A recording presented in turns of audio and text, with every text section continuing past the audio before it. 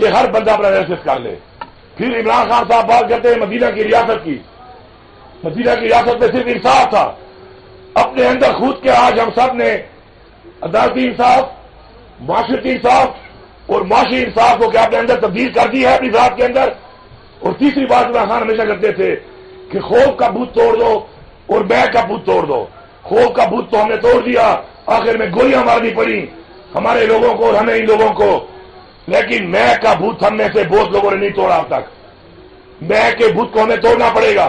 یہ بیع کا بھوت اگر کوئی یہ سمجھتا ہے کسی کے پاؤں کھینچ کر یا کسی کی تدبیر کر کے یا سازش کر کے وہ آگے بڑھ سکتا ہے تو یہ اس کی بھول ہے. یہ ہمارے ایمان کا حصہ ہے کہ ہمیں عزت اور ذلت اللہ تعالیٰ نے دینی ہے.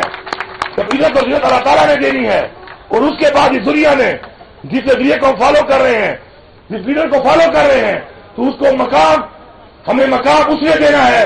تو پھر مہربانی کر کے اس لیڈر کے بیانیے پہ چلیں، اس کی بات پہ چلیں، اس کی بات پہ عمل کریں.